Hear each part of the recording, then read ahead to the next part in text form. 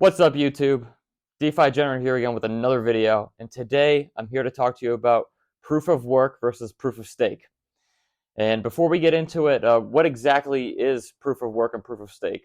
Well, they're actually consensus mechanisms in crypto that serve to solve the same function, essentially. They both want to validate transactions on the blockchain.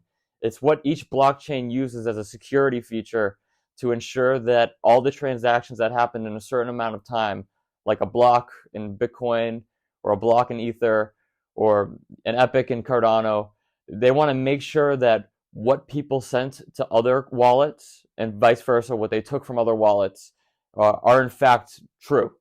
So what they do is they ensure that the blockchain is working, as functioning, and it's a way for people to generate yield on the certain, work that they do in a proof of work blockchain, or putting up their stake and performing validating functions in a proof of stake blockchain. But they both serve to solve the same problem. Let's get started with the granddaddy of consensus mechanisms in Bitcoin, proof of work blockchains. So what proof of work blockchains do is they allow miners, maybe you've heard of that term, Bitcoin mining. So what people do is they go on their computers and it costs a whole lot of energy, and they solve extremely complex mathematical equations in a race with a ton of all the other computers in the world, all the other Bitcoin miners. Everybody is in this race, and what they're trying to do is solve that mathematical equation so that they can, earn the reward. The first miner to solve the block gets the reward. Right now, you get 6.25 Bitcoin every single time you are the first one to solve that block. So when miners are, facing off against each other and performing the work, that's why it's called proof of work, to get, validate the blockchain. It costs a whole lot of energy, and it's secure. Like, it's been working for the last 13 years, and people really believe in it. But there are certain cons to that. Bitcoin is not the only blockchain that utilizes proof of work as its consensus mechanism. Two other examples of this would be Dogecoin and Litecoin. Now that we've covered proof of work blockchains, let's cover proof of stake blockchains. So proof of stake blockchains are when validators take their stake of whatever coin is the blockchain's coin, and they put it up and they put it in some kind of a reserve, and they perform validating functions like solving, math equations not nearly as complex as proof of work mathematical equations, but they solve these equations, and these equations validate the blockchain. So they ensure that, Bob really sent the money to Sally, and Sally received the money from Bob, and everybody on the blockchain is aware of this. Different proof of stake coins, they act differently than other proof of stake coins.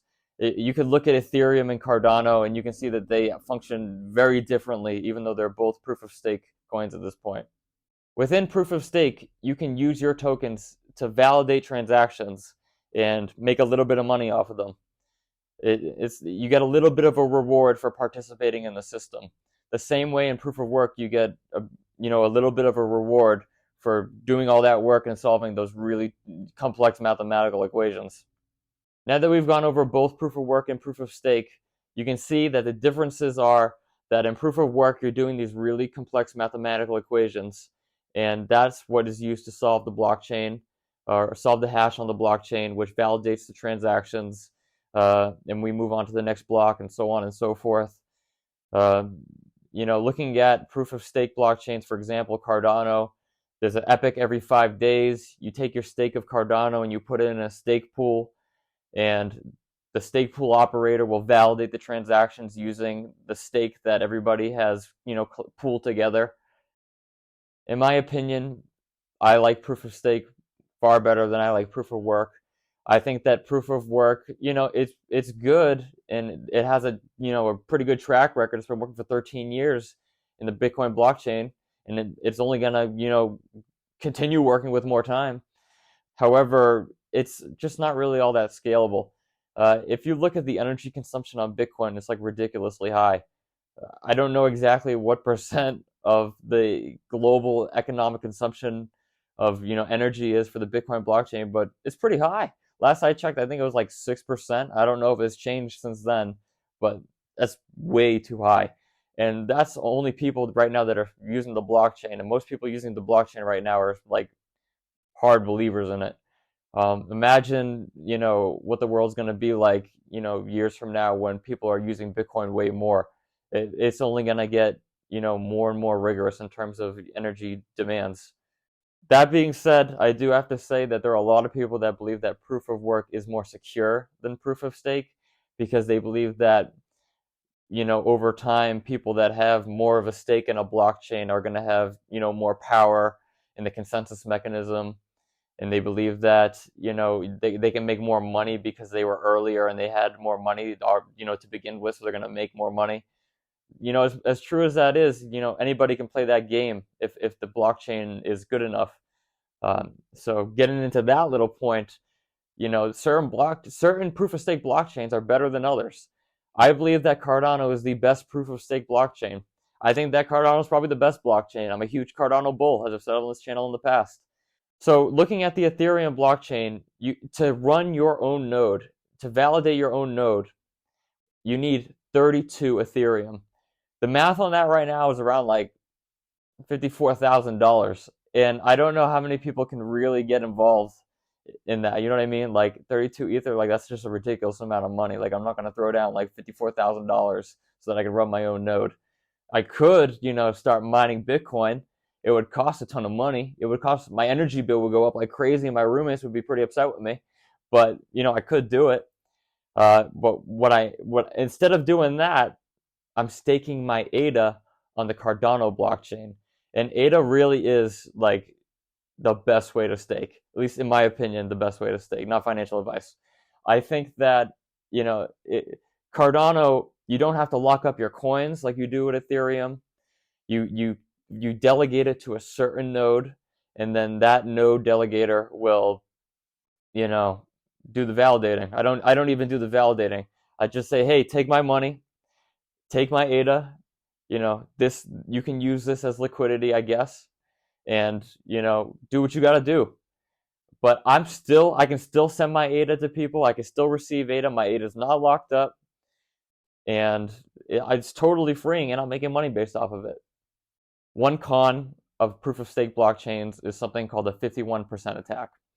And what a 51% attack is if somebody who has over 51% of a blockchain's native token, they can do some sort of an attack and hit the blockchain and start putting in like false transactions and totally ruin it.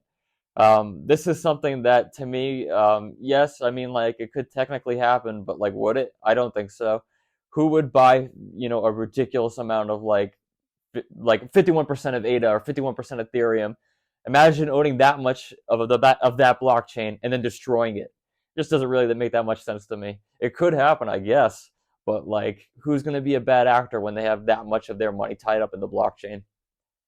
One more neat little factoid about proof of work versus proof of stake is that in proof of work blockchains, oftentimes the miners are incentivized to just constantly dump their rewards. Whereas in proof of stake blockchains, validators are encouraged to hold onto their stake so that they can continue building on their stake and earning more and more on their stake. The reason why miners keep selling their Bitcoin is because it works better for them that way, and it makes more business sense to continually dump your coins for fiat. Obviously, now that we've gotten all the facts out there, I'm definitely more of a proof of stake person. I definitely respect proof of work, and I see its purpose, and I get why people like it more. However, if you do like it more, I just might think you're a Bitcoin maxi. I'm not a maxi on any coin, really, even though I like Cardano the most. There won't be one coin to rule them all in the future. Each coin is going to serve different functions. And I think that that's the best way of looking at it. Because, as much as I like Burger King, there's still McDonald's and there's still Wendy's. These other coins are not going to go away. It's entirely possible right now that the blockchain that most people are going to be using in the future hasn't even been created yet. But that being said, those are my points of proof of work versus proof of stake. I like proof of stake way more, like I said. But, guys, tell me in the comments below what you like more. If you disagree with me, I really want to hear your opinions. We can have, a fun discussion. So, everybody, please hit the like, subscribe, and notification bell. And I'm going to see you in the next video. Peace out.